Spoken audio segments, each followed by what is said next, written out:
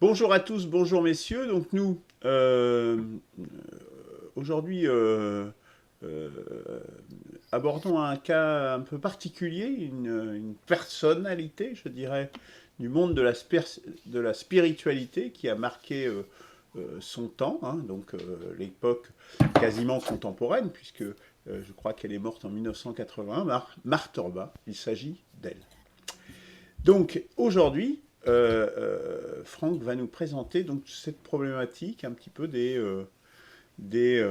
bon voilà, je lui laisse la parole, il Bon. présentera ça. Alors, pourquoi parler de Marthe Robin? Tout simplement parce que c'est une grande figure de la spiritualité chrétienne contemporaine qui avait quasiment annoncé le Concile de Vatican II et qui est en fait un personnage marquant dans ce qu'on appelle le monde des retraites spirituelles à travers une œuvre, entre guillemets, mondiale qui s'appelle les foyers de charité. Or,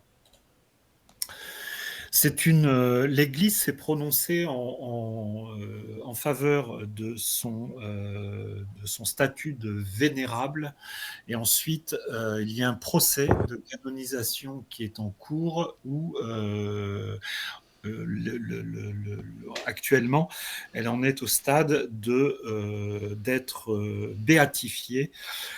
Et en fait, le procès a été stoppé net en 2019 avec la parution d'un ouvrage du père Conrad de Mester. Alors, le père Conrad de Mester, pour le situer, c'est un carme, c'est une autorité intellectuelle dans le monde du christianisme, spécialiste de Thérèse de Lisieux, spécialiste de Sainte Élisabeth de la Trinité, reconnu unanimement, et qui a été sollicité, entre guillemets, pour donner son avis sur le cas Marthe Robin. Donc il a écrit un ouvrage, et malheureusement, cet ouvrage n'est pas paru officiellement de son vivant, puisque le père Conrad de Mester est décédé, et que l'ouvrage a été trouvé par la suite, un peu, enfin non pas par hasard, mais disons qu'il a été découvert, et la lecture de cet ouvrage a été une véritable bombe, entre guillemets, dans le domaine de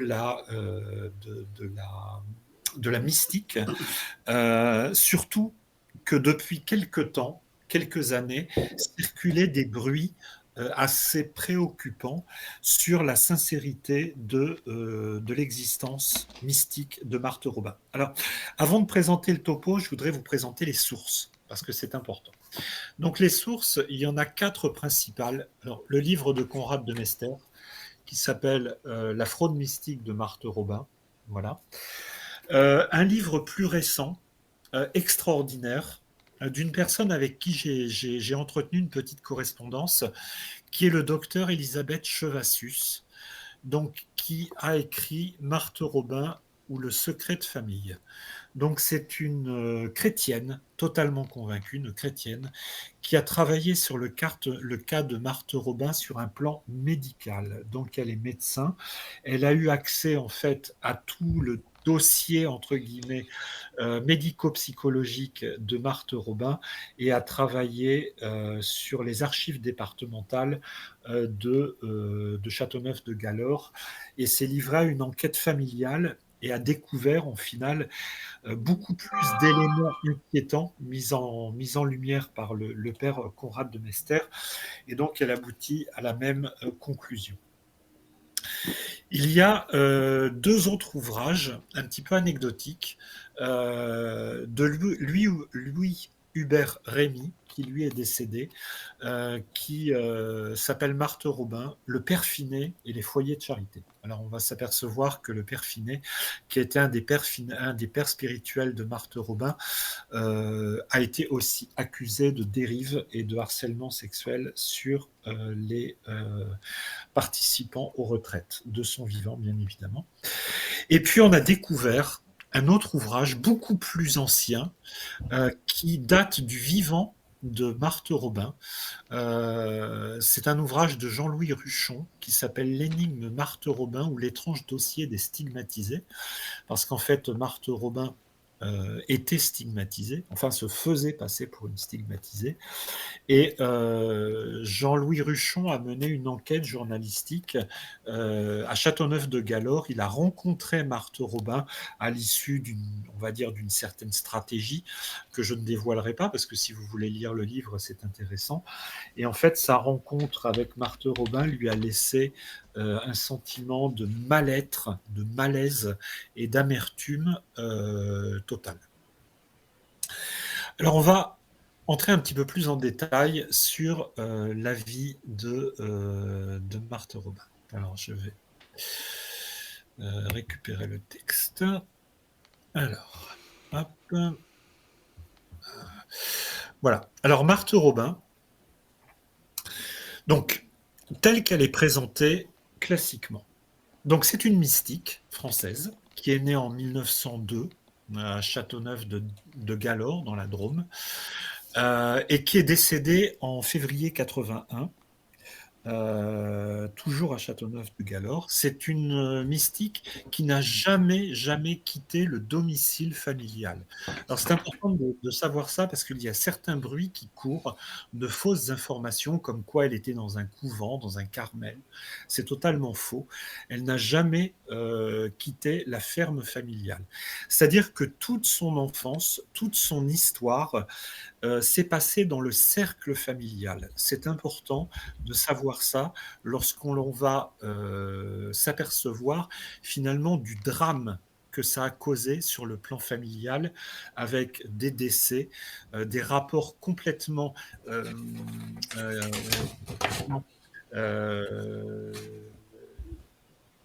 comment dire, pathologiques avec sa mère et avec son frère Henri qui lui s'est suicidé.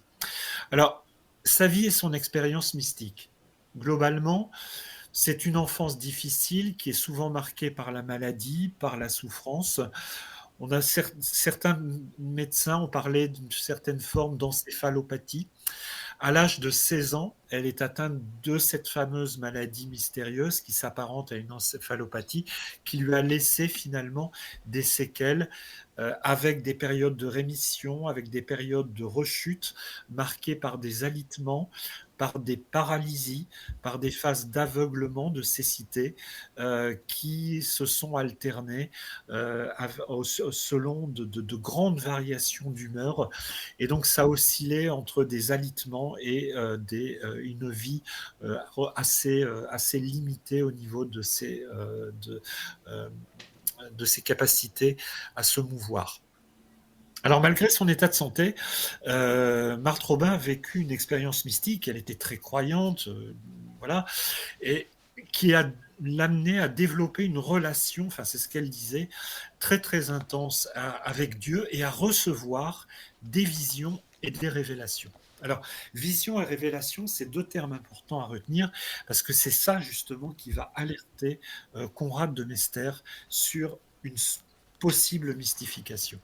Elle est stigmatisée, donc elle se dit stigmatisée, donc je rappelle ce que c'est la stigmatisation, c'est-à-dire que tous les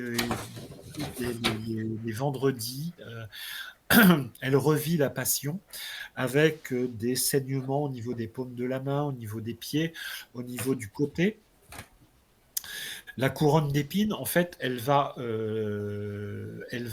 avoir toutes les marques des clous de la couronne d'épines, de la lance, des saignements, et puis elle va revivre finalement les dernières heures de Jésus en croix jusqu'à la mort, sous la direction de son directeur spirituel. Ça, c'est classiquement ce que l'on entend et ce que l'on voit à travers d'authentiques stigmatisés comme Catherine Emmerich. Retenez bien ce nom parce que ça va avoir son importance, qui était une visionnaire. Thérèse Neumann, qui a été même filmée pendant ses passions. Et puis, avant Thérèse Neumann, il y avait quelqu'un comme Louise Lateau, qui menaient une vie ecclésiale totalement accomplie sous la direction de leur père spirituel. Or, Marthe Robin a vécu la passion, elle était seule. Donc il y a eu très très peu de témoins. Et elle a affirmé avoir vécu la passion tous les vendredis pendant presque 50 ans.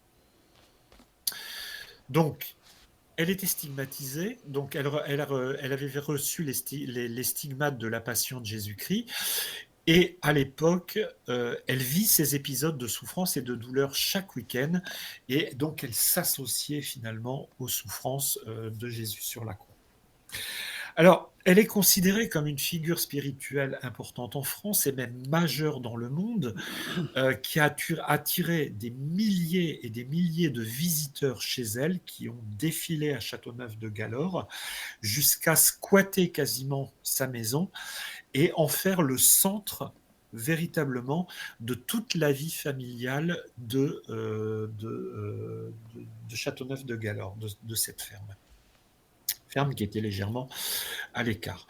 En fait, toutes les personnes qui ont défilé cherchaient à venir pour des entretiens ou alors simplement à comprendre son expérience mystique ou à bénéficier de ses conseils spirituels parce que Marthe Robin prétendait faire de la lecture d'âme et voyait dans l'âme de ses ouailles et leur prodiguer des conseils de tout ordre, extrêmement personnels ou extrêmement généraux sur la foi.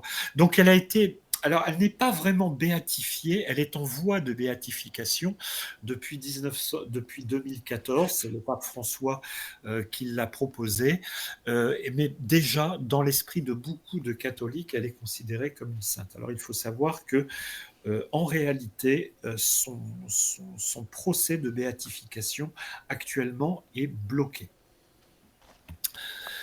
Alors, son message, c'est le message classique de toutes ces personnes qui se disent stigmatisées.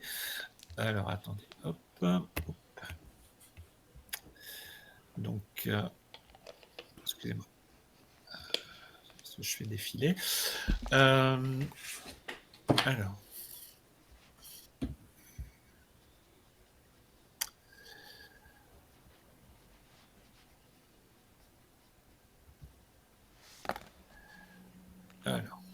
Je profite de ce petit blanc pour Oui. en fait découvrir le sens originel du mot stigmatisé que je ne connaissais pas. Donc D'accord. c'est stigmate, mais effectivement du coup ce mot prend tout son sens. Oui.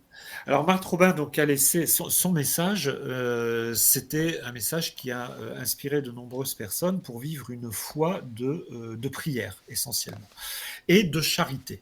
La charité est assez centrale dans son vécu puisqu'elle a prétendu être à l'origine de ce que l'on a appelé les foyers de charité. Les foyers de charité qui étaient des retraites d'une semaine en silence, des retraites de prière et d'études bibliques et surtout de dévotion à Marie, hein, à travers l'œuvre de Grignon de Montfort qui l'a beaucoup inspiré. Donc ça, c'est une des données qui marque finalement ce personnage. Alors, si on revient à son histoire, Marthe Robin, on l'a dit, elle a eu une enfance difficile. Bon, elle est née au sein d'une famille catholique, mais ses parents ne pratiquaient pas véritablement régulièrement. Elle a eu une éducation chrétienne, elle a fait sa première communion à l'âge de 10 ans, elle a fréquenté l'école communale jusqu'à l'âge de 13 ans, mais n'a jamais vraiment passé de certificat d'études primaires, dû à sa maladie justement, parce qu'elle était constamment malade. Et d'ailleurs, son père lui reprochait finalement cette maladie. Alors il faut savoir une chose, c'est que son père avait un doute énorme sur sa paternité. En fin de compte, il y avait des bruits qui couraient comme quoi Marthe Robin était en fait une enfant illégitime. Bon, il a fini par la reconnaître, mais ça a été véritablement un drame familial dans les premières années de sa vie. Donc, à l'âge de 21 ans, elle est vraiment frappée par cette pathologie qu'on a associée à une encéphalopathie, qui l'a laissée partiellement paralysée et qui l'a laissée alitée pour le reste de sa vie. Et c'est véritablement à partir de cet âge-là où commence l'histoire mystique de Marthe Robin telle qu'on la raconte, à savoir une femme qui vivait dans l'obscurité, aveugle, et qui était inédite. En fait, elle possédait ce don de ne pas manger. Les quatre principaux phénomènes mystiques autour de Marthe Robin étaient l'inédit, donc elle ne mangeait pas du tout. On va s'apercevoir que c'était totalement faux. Donc elle ne se nourrissait que de l'Eucharistie une fois par jour pendant la communion, alors qu'elle n'assistait à aucune messe. D'accord? L'Eucharistie lui était simplement apportée par son directeur spirituel. Il y en a eu deux. L'abbé Faure qui a fini par jeter l'éponge parce qu'il ne supportait plus ce qui se passait à Châteauneuf-de-Galor. Et ça a été repris ensuite par le père Finet. Donc ce fameux père Finet qui a été le binôme de Marthe Robin et qui a été accusé par la suite d'harcèlement et harcèlement sexuel sur des enfants qui participaient en fait à ces retraites, avec la bénédiction de Marthe Robin qui se prétendait lectrice d'âme, mais qui n'a strictement rien vu. Donc il y avait cet inédit, ces stigmates, ces visions. Alors les visions de Jésus, de la vie de Jésus et de la Vierge Marie. Donc elle a écrit des centaines et des centaines de pages alors qu'elle était paralysée. Donc, et là, il y a eu une histoire qui a commencé à apparaître qui était extrêmement trouble, c'est-à-dire que comme elle ne pouvait pas écrire et qu'elle était donc paralysée, elle a prétendu avoir des secrétaires qui venaient la voir, auxquels elle dictait les visions quasiment quotidienne de la vie de Marie et de la vie de la Sainte Vierge. On y reviendra par la suite. Et ensuite, elle avait un don de prophétie. Je vous en ai parlé. Donc, elle faisait des prophéties sur l'avenir des personnes qui venaient la voir et sur l'avenir de l'Église en général et du monde. Elle avait été très, très marquée par le Concile de Vatican II. Et elle a été, on l'a dit, à l'origine du renouveau charismatique. Donc elle a exercé une influence énorme dans la communauté catholique française et c'est la raison pour laquelle tout naturellement, eh bien, son procès a commencé à être mis en place pour la déclarer comme étant vénérable et en allant vers la voie de béatification. Donc tout cela allait bien dans le meilleur des mondes jusqu'à ce que éclate la bombe, entre guillemets, du livre de Conrad de Mester sur la fraude mystique. Alors, quelques informations avant de parler de ce problème. Dans la vie de Marthe Robin, dans sa vie familiale, je vous rappelle qu'elle est restée dans son entourage familial, il y a eu 2 drames. Il y a eu le drame de sa mère, qui est morte d'un cancer du sein, et il y a eu le suicide de son frère Henri. L'attitude de Marthe Robin vis-à-vis de sa mère a été une attitude qui a été largement critiquée, puisqu'en fait, elle prenait l'ascendant sur sa mère, qui était en manque de soins médicaux, et elle a refusé que sa mère bénéficie de ces soins médicaux sous prétexte, en fait, qu'elle était paralysée et qu'elle avait besoin de son aide. Donc, en fait, on a retrouvé des écrits de Marthe Robin où elle parlait de sa mère, et elle en parlait véritablement comme une esclave, donc à son service, et donc elle la faisait dormir au pied de son lit, et sa mère, en fait, est décédée de son cancer dans des circonstances assez dramatiques. Parallèlement à cela, devant l'afflux des pèlerins qui venaient voir Marthe Robin, soit pour lui demander des conseils spirituels, soit pour la voir comme une bête curieuse, eh bien, son frère Henri a commencé à être dépossédé de son autorité de frère aîné sur la vie de la ferme et sur la vie familiale, et s'est plongé dans une profonde dépression. Marthe Robin n'a strictement rien vu et son frère s'est suicidé le 8 août 51 à l'âge de 43 ans, ce qui a plongé Marthe Robin dans un désespoir complet, alors qu'il y avait eu des signaux d'alerte avant. Mais bon, encore une fois, elle a été prise en flagrant délit d'être en totale contradiction avec les dons dont elle se prétendait dotée et finalement la réalité. Donc les circonstances du suicide, Henri Robin, c'était quelqu'un de timide, de discret. Il vivait avec Marthe à la ferme familiale. Il avait très très mal vécu le décès de sa mère. Et puis aussi, il souffrait de douleurs faciales, ce qu'on appelle des algies faciales. C'est extrêmement douloureux. À l'époque, on ne savait pas les traiter. Maintenant, on sait les atténuer grâce à l'oxygénothérapie de haute intensité. Mais donc, en fait, ces souffrances le rendaient fou, entre guillemets, hein, puisque en plus, je connais bien le problème. Ça peut aboutir à des dysfonctionnements au niveau de la santé mentale. Et en fait, le jour du drame, il s'est tiré une balle dans la tête avec un fusil et Marthe Robin ne s'en est absolument pas aperçue et ne s'est absolument pas occupée de lui. Alors, la réaction de Marthe Robin, elle a été dévastée, bien évidemment, par la mort de son frère, mais bon, elle s'est rendue compte de rien.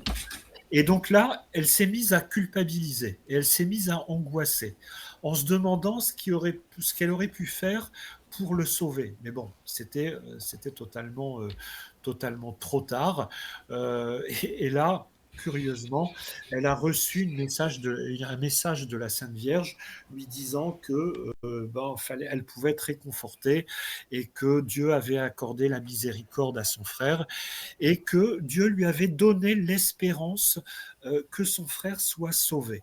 Alors on appréciera l'expression, simplement l'espérance que son frère soit sauvé. Bon, pour une mystique, c'était quand même un petit peu léger.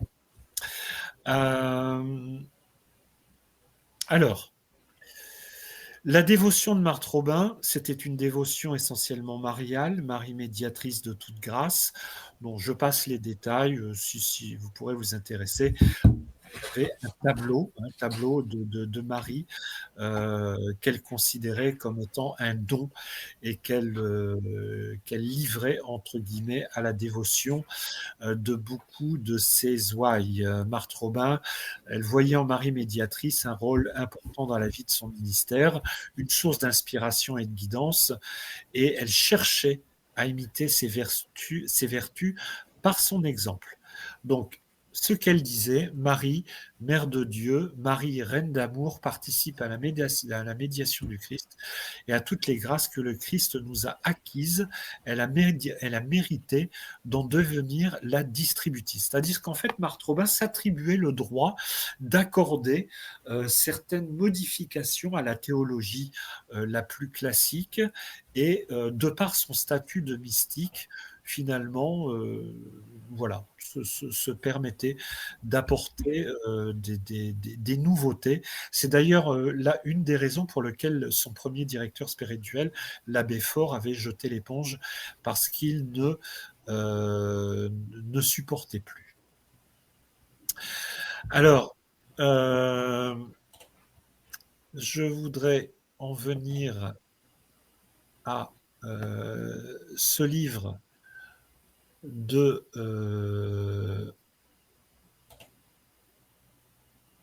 Conrad de Mester. Donc Conrad de Mester, je vous le rappelle, c'est un carme d'échaud qui est spécialiste de la mystique féminine. En fait, qu'est-ce qui a alerté Conrad de Mester? Eh bien, ce sont les écrits de Marthe Robin. Les écrits de Marthe Robin, écrits personnels, des réflexions théologiques, et puis Marthe Robin va écrire énormément de choses sur ses visions. En fait, ces visions, qu'elle n'écrit pas elle-même, puisqu'elle se dit paralysée, vont être le résultat de nombreux écrits de dictées par des secrétaires. Alors, il y a eu 5 secrétaires. 4 auraient été retrouvés. Une dernière n'a jamais été retrouvée. Le problème de ces secrétaires de Marthe Robin, c'est qu'elles vont finalement posséder quasiment la même écriture, toutes les 5, et surtout de reproduire exactement sous la dictée. Il faut bien comprendre en fait ce qui s'est passé. Sous la dictée de Marthe Robin, on va retrouver dans les écrits de ses secrétaires exactement les mêmes fautes d'orthographe que faisait Marthe Robin dans ses propres écrits avant l'âge de 21 ans et avant qu'elle ne soit paralysée. Donc ces fautes d'orthographe extrêmement particulières ont été mises en évidence par Conrad de Mester. L'autre élément, c'est que dans ses dictées, Marthe Robin avait l'habitude d'écrire certains mots avec des majuscules à l'époque où elle pouvait écrire. Eh bien, dans ces dictées faites par ses secrétaires, on va retrouver ces mêmes mots avec ces mêmes majuscules. Détail assez troublant. Le troisième élément, ça va être finalement la teneur de ses écrits concernant ses visions. En fait, Conrad de Mester, étant très spécialiste de la mystique féminine, avait beaucoup travaillé sur Anne-Catherine Emmerich. Anne-Catherine Emmerich, donc, qui est considérée comme une des plus grandes visionnaires et qui a écrit finalement ces visions qu'on trouve encore actuellement et qui sont encore des références sur la vie de Jésus. Alors, prise en direct prise sous la dictée, sous sa dictée par Clémence Brentano. Mais donc, ces écrits, entre guillemets, dans le domaine de la mystique et des visions font encore autorité. Et en fait, Conrad de Mester va s'apercevoir en fait que les écrits les visions de Marthe Robin sont des copier-coller d'Anne-Catherine Emmerich. Alors, Anne-Catherine Emmerich, Marthe Robin va soutenir qu'elle ne la connaissait pas. Or, on a retrouvé dans sa bibliothèque des écrits, des extraits d'Anne-Catherine Emmerich. Donc elle va s'embrouiller un petit peu les pinceaux, Marthe Robin, et finalement dire qu'elle a peut-être été à son insu, de manière inconsciente, de par ses communions mystiques, influencée par Anne-Catherine Emmerich dans le domaine de la communion des saints. Bon, c'était un peu du rétropédalage, un peu du je me raccroche aux branches, et en fait, c'était un élément extrêmement alertant dans l'œuvre de Conrad de Mester. L'autre élément, c'est qu'en fait, depuis longtemps, circulaient des bruits comme quoi Marthe Robin n'était absolument pas paralysée, n'était absolument pas inédique, puisque en fait, elle s'enfermait seule dans sa chambre et la chambre, la nuit, on entendait des bruits et en fait, certaines personnes ont assisté à des déplacements de Marthe Robin dans la maison. Donc, comme elle ne pouvait pas marcher, elle se traînait finalement et elle s'aidait de ses bras pour se déplacer. Et donc, apparemment, dans sa famille, c'était connu. Et puis, elle a été surprise plusieurs fois la nuit, se déplaçant dans la maison. Alors, comment sortait-elle de sa chambre, qui était fermée à clé justement par le père Finet?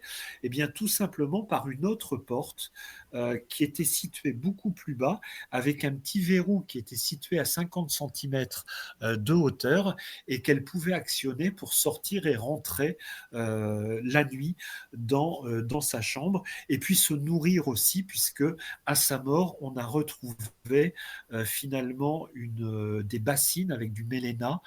Alors bon, je passe un peu les détails, mais le méléna, ce sont des diarrhées sanglantes en fait, qui sont un mélange de sang et de sel. Donc à partir du moment où il y avait des sels, c'est qu'il y avait une alimentation, alors qu'elle soutenait qu'elle n'avait aucune alimentation et qu'elle ne se nourrissait que de l'hostie. Donc évidemment, la famille restante a critiqué, et ses partisans des foyers de charité, donc dont elle s'attribue la paternité, mais qui était en fin de compte l'idée d'une de ses amies, idée qu'elle a piquée tout simplement, hein, donc pour correspondre finalement à ses propres attentes et renforcer finalement sa vie mystique, mais à travers ses propres manques et ses propres, on va dire, délires psychopathologiques, euh, et se faire passer finalement pour ce qu'elle n'était pas. Et le livre d'Elisabeth Chevassus est essentiellement axé finalement sur les délires mystiques de Marthe Robin et sur les différents aspects psychopathologiques de sa personnalité.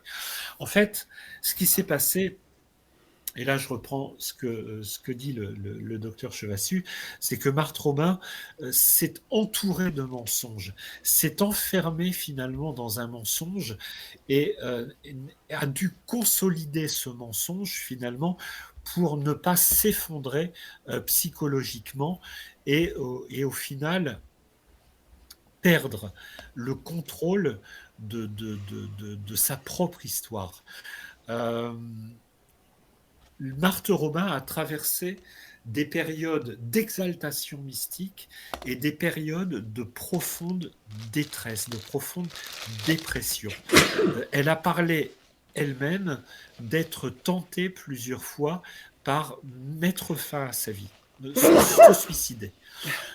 Donc en fait, dans ses réflexions, elle alterne à la fois des exaltations mystiques et des périodes de profonde détresse spirituelle où elle se sent totalement rejetée, où elle se sent totalement indigne. Et donc elle est à l'encontre totalement de l'espérance fondamentale chrétienne et des véritables mystiques qui ont totalement gardé, même au sein de ce qu'on appelle la nuit noire femmes, une espérance, alors qu'elle se réclamait finalement de Sainte Thérèse de Lisieux, de Sainte Thérèse d'Avila, de toutes ces grandes figures féminines, euh, mais en développant finalement et en s'enfermant dans une bulle qui générait un malaise total avec, je vous le rappelle, quand même 2 drames familiaux qu'elle n'a pas vu venir et qu'elle a essayé d'expliquer finalement comme étant des épreuves, tout simplement des épreuves. Bon. Jusqu'en 81, où a été retrouvée morte au pied de son lit par le père Finet, là encore, qui a soutenu qu'effectivement, Marthe Robin n'avait pas du tout menti, mais qu'elle avait été attaquée par le démon. Ça, c'est toujours l'excuse. Hein. Chaque fois que quelque chose ne va pas chez les mystiques, c'est des attaques de démons. Alors qu'elle a été retrouvée au pied de son lit, en arrêt cardio-respiratoire, avec une bassine de méléna qui était plus ou moins cachée dans un coin de sa chambre, derrière des papiers, derrière des cartons. Donc voilà. Donc elle est morte à un âge avancé et sa mort, en fait, a été assez dramatique. Et je voudrais terminer ce bref exposé par ce que dit le père Conrad de Mester. Donc, si vous êtes intéressé par son livre, donc en guise d'épilogue, le père Conrad de Mester termine en disant: la découverte des secrets de fabrication les plus douteux dans les mots et dans les actes quant à la construction volontaire d'une fiction qui aura caractérisé la destinée de la stigmatisée de la Drôme, entre guillemets. Ah, ça a coupé. Ouais. On t'entend plus. Franck. Ça a déconnecté. Franck. Non, pourtant il est toujours en bleu, en vert. Moi, j'ai perdu l'image. Oui, alors on t'a perdu, Franck, à partir du moment où tu faisais une recension. Si tu peux répéter, s'il te plaît. Tu nous entends? Euh, oui, vous À m'entendez? partir du moment où tu as Ça y commencé est. à faire la citation, Ah d'accord. ça a coupé. Donc, oui, je vous redonne la citation, donc, qui est la fin de l'ouvrage du père Conrad de Mester. Donc il écrit la découverte des secrets de fabrication les plus douteux dans les mots et dans les actes quant à la construction volontaire d'une fiction qui aura caractérisé la destinée de la stigmatisée de la Drôme. Alors la stigmatisée de la Drôme est entre guillemets, ne laisse aucun doute sur le jugement qu'il faut lui appliquer. C'est pourquoi, à mon sens, de la fraude mystique de Marthe Robin, il n'y a rien à proprement parler, non seulement à vénérer, mais aussi à conserver. Donc voilà. En ce qui concerne le docteur Elisabeth Chevassus, je vous conseille 3 vidéos qui se trouvent sur YouTube où elle explique sa démarche et elle explique tout le processus psychopathologique de Marthe Robin. Elle ne parlera pas de ce qu'elle appelle le secret de famille de Marthe Robin parce que c'est réservé à son ouvrage. Et comme je ne veux pas spolier son ouvrage qui est extrêmement intéressant, elle va essentiellement centrer son propos sur le renforcement des accusations de Conrad de Mester, et donc, je vous le rappelle, à se livrer à une analyse psychopathologique du personnage qui est extrêmement, extrêmement, extrêmement intéressante. Voilà. Bien, merci beaucoup. Alors, j'ai présenté un certain nombre d'images et de photographies de Marthe Robin et puis de Oui. certains ouvrages, dont celui de Conrad de Mester. Et puis j'ai présenté aussi une de ses prophéties. Oui. Je ne sais pas si tu l'as vu quand j'ai présenté. Je peux la représenter Alors, aussi. non, non, parce que j'étais, Oui, tu étais lis. concentré sur. Oui. Voilà, je Oui. pense que c'est une de ses prophéties. Voilà. Oui. Donc la France tombera très bas, puis plus bas que les autres nations à cause de son orgueil et des mauvais chefs qu'elle se sera choisie. Oui. Elle aura le nez dans la poussière. Alors, elle criera vers Dieu et c'est la Sainte Vierge qui viendra la sauver. Oui. Elle Alors, ça, retrouvera c'est sa mission de fille aînée de l'Église et enverra à nouveau des missionnaires dans le monde entier. Oui. Alors ça, c'est une prophétie qui est relativement classique, qu'on retrouve dans la Salette. C'est toujours le même. J'allais dire, c'est toujours un petit peu la même présentation d'un avenir qui s'avère catastrophique pour la chrétienté, mais qui va bien évidemment se relever. Mais ce qui est Ça me surtout rappelle quelqu'un, ça. Mais ce qui est surtout en fait embêtant dans le cas Marthe Robin, qui est encore, ce sont les scandales. Bon, j'en ai pas, j'en ai assez peu parlé, mais les foyers de charité ont été au cœur de scandales d'abus de faiblesse, de scandales de harcèlement sexuel, d'attouchement, qui ont commencé dès l'époque du père Finet et qui a donné lieu d'ailleurs à une demande officielle de l'Église catholique de réformer ces foyers de charité.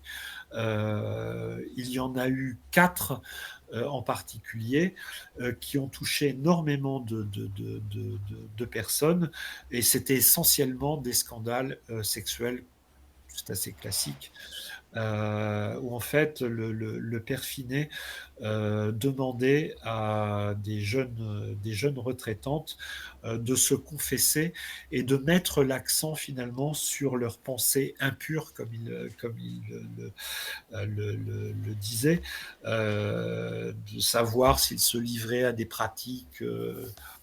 Je ne vais pas rentrer dans les détails, mais c'est un sujet qui intéressait énormément Marthe Robin. Apparemment, Marthe Robin était obsédée par les pratiques sexuelles aussi. Donc, là encore, concernant ces stigmates, si vous vous intéressez au problème à la question des stigmates, vous allez voir chez Thérèse Neumann des stigmates assez impressionnants qui ont été filmés et qui montre véritablement ce que c'est revivre la passion. Chez Marthe Robin, il s'agissait simplement de petites rougeurs, de traces de sang qui n'avaient aucune plaie. Hein. Les stigmates, c'est véritablement les mains qui sont percées. Donc il y avait un trou. On a vu ça chez le Padre Pio, on a vu ça chez Thérèse Neumann. Donc ça a été avéré, ça a été constaté médicalement. Marthe Robin s'est toujours refusée à être contrôlée médicalement. La seule, la seule autorisation qu'elle a donnée pour être contrôlée, entre guillemets, a été faite d'une manière extrêmement rapide où les médecins n'ont strictement rien constaté d'anormal. Elle se disait aveugle alors que son examen ophtalmologique est totalement normal. Elle disait ne pas supporter la lumière. Elle vivait dans l'obscurité la plus totale. Et elle se disait stigmatisée, alors que ces stigmates n'ont jamais révélé aucune plaie, ni au niveau des mains, ni au niveau du front, ni de son côté, ni au niveau de ses pieds. Alors certains, comme le père Finet, ont témoigné de ces plaies, mais bon, voilà, il ne faut croire que lui, puisqu'il n'y a eu strictement aucune enquête ecclésiale officielle. Là encore, je vous laisse, si ça vous intéresse, parcourir le livre de Conrad de Mester et surtout celui d'Elisabeth Chevassus, qui va beaucoup plus loin et qui montre en fait que ces stigmates ont probablement été fait par elle-même à partir d'une plaie qu'elle s'était infligée au creux du nez et d'une petite artère qui se trouve à la base, à la base de l'arête nasale et de l'œil, qui lui permettait finalement de simuler des lacrymations sanglantes. Et avec ce sang, en fait, elle se badigeonnait les mains, les pieds. Elle a probablement aussi utilisé son sang menstruel parce qu'elle avait, jusqu'à la ménopause, elle avait encore ses règles. Et elle utilisait le sang menstruel pour se badigeonner de sang, ce qui finalement montrait que là encore, elle n'était absolument pas paralysée. Bref, donc on ne va pas trop rentrer dans les détails parce que véritablement le rapport de ce médecin est assez sordide puisqu'en fait elle va se livrer à une analyse alors qu'elle est chrétienne, hein, elle affirme ouvertement sa foi. Elle va citer de nombreuses fois Conrad de Mester. Elle va citer aussi Joachim Boufflet, qui est un grand spécialiste de la mystique et qui a écrit un monumental ouvrage qui s'appelle Les faussaires de Dieu, où il va dénoncer justement ces fausses mystiques.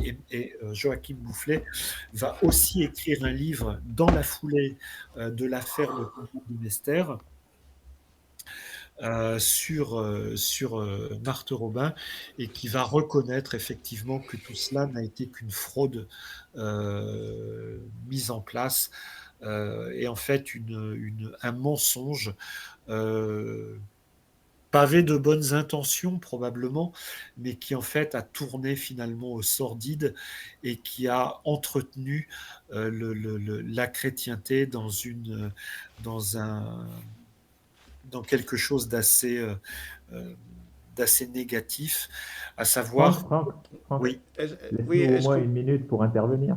Oui, laisse-nous un peu de voilà. temps, parce que là, je pense qu'on a compris, on a fait le tour. Je pense qu'il faudrait effectivement faire un petit tour de table sur ce qu'inspire et quelles conclusions on peut tirer de cette histoire.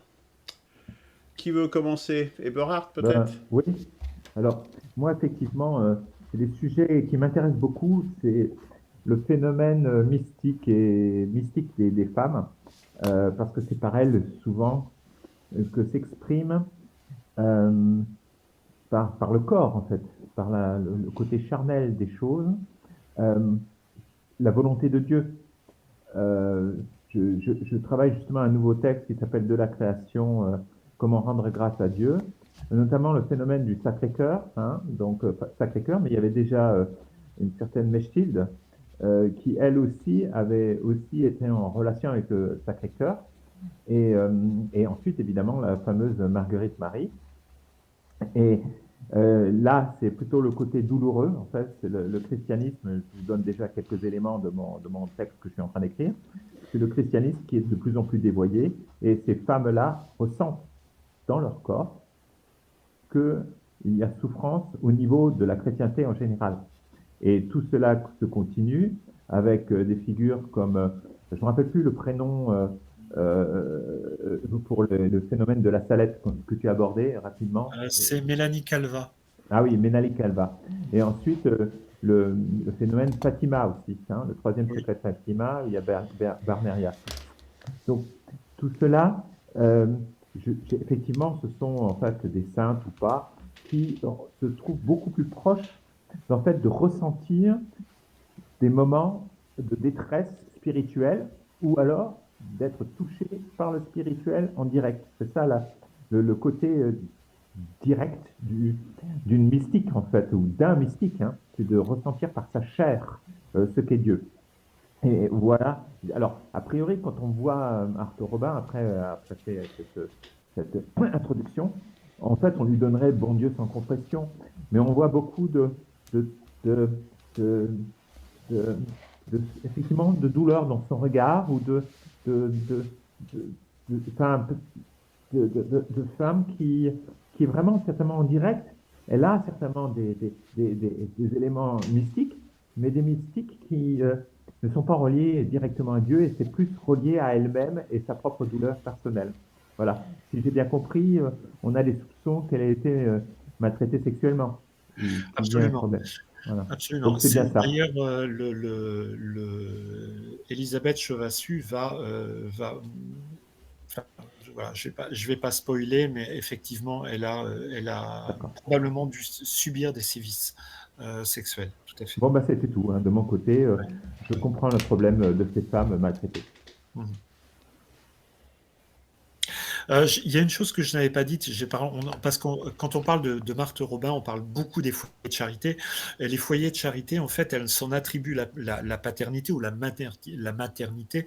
En fait, c'est une de ses amies qui s'appelait Elisabeth Blanc qui lui en avait parlé. Et donc, elle a récupéré, elle a piqué son idée et elle a évacué ensuite Madame Blanc de son entourage. Là encore, je veux dire, c'est totalement dans sa manière de procéder. Voilà. Elle va utiliser les gens et s'en attribuer tous les bénéfices. Et j'ai moi-même personnellement été en contact avec une femme, enfin, c'est mon ex-épouse, qui était aussi dans ces situations-là. Et donc il y a des violences qui se retrouvent. Et je trouve parallèle entre ce qui m'est arrivé moi avec cette Marthe Robin. Voilà. Alors, j'enchaîne, hein, je m'excuse, mais le temps tourne et j'ai pas le chronomètre parce que mon enregistrement s'est arrêté à 22 minutes. Je sais pas quand il a repris, mais bon, j'ai l'enregistrement de sauvegarde, donc ça devrait aller, on aura au moins le son. Les foyers de charité, ça existe toujours. Hein. Enfin, là, ils organisent des retraites, hein, et là, il y en a en décembre 2025, donc il y a un site internet des foyers de charité. Moi, rapidement, ce que ça m'inspire, avant de passer la parole à Christophe, je dirais, moi, la première chose, c'est quand on quitte la rationalité, du coup, tout est possible. On ouvre la porte à tout et n'importe quoi. Et donc ça, c'est quand même ma première chose. Donc, spiritualité ne doit pas se départir de rationalité pour autant. Même si on sait qu'il y a une limite à la raison. Il faut aussi, je dirais, raison garder, même dans ces domaines. Parce qu'à partir de là, je dirais, tous les abus et tout devient possible, quoi. Et bon, tu l'as très bien illustré. Deuxième chose, un peu en parallèle à ce que disait Eberhard, c'est que malgré tous ces phénomènes, bon, même si je pense qu'ils ont peut-être toujours plus ou moins existé, je ne sais pas, sont quand même le signe, et notamment le message qu'elle envoie, là, ces prophéties, sont quand même le signe d'un malaise actuel du christianisme, au moins. Voilà. Christophe, j'en resterai là. Oui, alors, bon, c'est intéressant hein, d'analyser un peu ces cas. Il y en a plusieurs, il y en a plein. En fait, moi, je pense que ça a toujours été, ça a toujours existé, et que c'est un mécanisme normal. Ces gens sont là et il faut faire avec. Le problème vient probablement pas d'eux en eux-mêmes, parce que si eux faisaient ça, c'est pas eux qui convainquent les gens, c'est les gens qui ont envie d'être convaincus. Partant de là, quand on suit ce genre de voie, c'est parce qu'on a décidé qu'on voulait suivre quelque chose d'extraordinaire, de surréaliste, etc. Et pas très cohérent. Moi, je retiens des exemples qui sont hyper récents et qui sont étonnants. Hein. C'est par exemple Gandhi. On sait très bien que ses pratiques sexuelles étaient particulières. On sait que dans l'Église catholique, les prêtres ils ont des trucs particuliers. Même dans l'islam, on va avoir des problèmes comme ça. Enfin, même chez les rabbins, il y en a certains qui sont complètement tordus. C'est pas la question. Je pense que tout ça, le problème, il est que justement, à partir du moment où on est dans un système avec une dogmatisation, donc je reviens sur le dogme, on a des gens qui s'accaparent un certain nombre de choses qui veulent et qui en prétextant ou en tout cas en utilisant, parce que peut-être qu'ils sont de bonne volonté, mais en utilisant la volonté des gens d'y croire et en étant plus convaincus que, parce que je suis clair, mais en fait, le personnage qu'on regarde, en fait, il va être inspiré par les choses et il est une forme de preuve que les gens ont raison et qu'on est dans un système de conservation de l'idée qui était là au départ. Et à partir du moment où cette personne incarne ça, en fait, elle peut faire n'importe quoi, mais vraiment n'importe quoi dans tous les domaines, pourvu qu'elle ne le montre pas, qu'elle le nie, les gens ont envie d'y croire. Et à partir de là, en fait, c'est porte ouverte. Enfin, il y a vraiment tout qui peut se passer. Mais c'est pas. Enfin, mais Marthe, voilà, c'est un cas comme ça, mais en fait, je pense qu'ils le sont tous dans un moment donné ou à un autre, dans cette optique-là. Et cette contradiction, jusqu'à scissionner, enfin, peut-être même avoir une scission dans l'identité. Enfin, ça peut être quelque chose d'assez profond où elle va incarner quelque chose d'un côté et le faire complètement autrement de l'autre. Et ça peut souvent être lié justement à des traumatismes infantiles qui sont extrêmement violents et dans des rituels et tout. Enfin, il y a des rituels exprès pour ça, c'est conçu pour. Et voilà quoi. Donc aujourd'hui, moi, le modèle, toujours, c'est être bénéfique, etc. On va regarder comment fonctionne l'ASE aujourd'hui. Il y a un scandale qui est couvert et qui monte depuis 2 ans, où c'est une catastrophe, la gestion de l'ASE. Qui c'est qui s'en occupe? En fait, c'est juste des gens qui sont intéressés par l'argent et qui s'occupent pas des gamins, quoi, d'une force incroyable.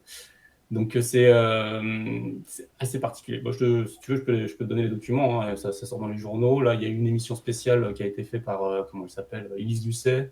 Enfin, bref, c'est en train d'exploser. Je connais quand même des familles d'accueil qui sont J'ai pas pas du tout dit que comme ça. c'était Hein. tout. Attention, hein, quand même. Mais je dis qu'il y a un scandale. C'est comme l'Église. C'est pas tous les prêtres. Mais il y a des gens qui s'occupent pas du tout des voilà. gamins. Quoi. Il y a aussi des gens très bien qui sont. Oui, mais c'est ces endroits-là qui sont exploités. C'est ça qu'il faut voir. C'est que c'est un point toujours sensible et qui est toujours exploité par les plus tordus. Ça, c'est sûr. Ils savent qu'ils ont des personnes en détresse faibles. Eh ben, forcément que ça crée des opportunités pour ce qu'on appelle aujourd'hui les prédateurs. C'est ça. Et en plus, ils sont sur ils rentrent Mais dans un tous domaine... ne sont pas comme ça. C'est ce je ne dis pas qu'ils je sont veux tous quand même comme le ça. dire parce que j'en connais aussi des gens qui sont admirables, je dirais. Je ne parle pas des gens, je ne parle pas des familles d'accueil. Voilà. Je parle de l'organisation. Voilà. Enfin, c'est encore un autre domaine. Il ne faut pas mélanger les gens qui sont devant. Il y a des gens très honnêtes qui travaillent et qui sont malheureusement qui subissent le système aussi. Enfin, il y a tout un tas. Donc, c'est pas la question. Mais par contre, le fait de se couvrir de ce domaine de bienveillance fait qu'ils sortent du radar et qu'on fait plus attention à ce qu'ils font. Et ça, c'est problématique de manière générale. Très bien. Franck, peut-être une petite conclusion? En guise de conclusion, je crois que le cas de Marthe Robin est assez emblématique finalement de quelque chose qui est extrêmement contradictoire dans le désir finalement de prouver la véracité d'une foi, quelle que soit cette foi. le cas échéant, c'est la foi chrétienne, à travers une débauche de phénomènes mystiques qui, comme Christophe disait, ont toujours existé. Depuis le premier stigmatisé, ça a été saint François d'Assise. Mais voilà, en soi, ces phénomènes mystiques n'ont jamais été nécessaires pour prouver la réalité d'une croyance. Et au final, en se posant comme étant une victime de l'amour avec un A majuscule, Marthe Robin s'est révélée être victime de ses propres illusions. Et son histoire finalement est une histoire très triste, puisque ça a généré énormément de malheur au sein de sa famille. Son message est finalement un message assez pauvre, et le plus grave, c'est que ce message continue d'être entretenu, continue d'être mis en avant par l'Église catholique, et que derrière tout cela, il y a prétendument, enfin possiblement en tout cas, une énorme mystification. Et moi, je respecte énormément Conrad de Mester. C'est quelqu'un que j'ai lu à travers ses écrits sur Thérèse de Lisieux. C'est quelqu'un qui est extrêmement intègre, et son livre finalement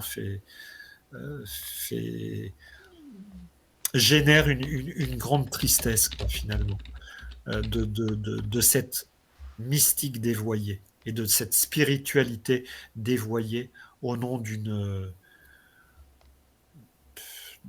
quelque chose qui n'est absolument pas nécessaire pour la foi, quoi. Voilà. C'est totalement contre-productif. Eh bien, nous en restons. Autrement, je crois. Bon. Ah, Eberhard, oui. Je dis seulement qu'elle ne pouvait pas faire autrement. Je pense qu'elle était maladive. Oui, absolument. Voilà, c'est tout. Oui. Donc, il faut avoir de la compassion même pour elle-même. Ah, oui. Ce n'était pas volontaire. C'est plutôt les personnes qui gravitaient autour d'elle qui sont incriminées. C'est ce que disait Franck, hein, je pense que c'est le message. Merci, messieurs. Je vous souhaite donc un bon week-end et je vous dis à la semaine prochaine. Vous m'avez entendu mieux. Pardon ? Est-ce que le son était meilleur cette fois-ci petit peu meilleur. Si tu pouvais parler un peu plus fort, ça serait encore mieux. Je mettrai le micro plus fort la prochaine fois. Il n'y a plus les cliquetis. Oui, ça c'est très bien. Ouais. Ah bah voilà. Bon, merci, à la semaine prochaine alors. À la semaine prochaine.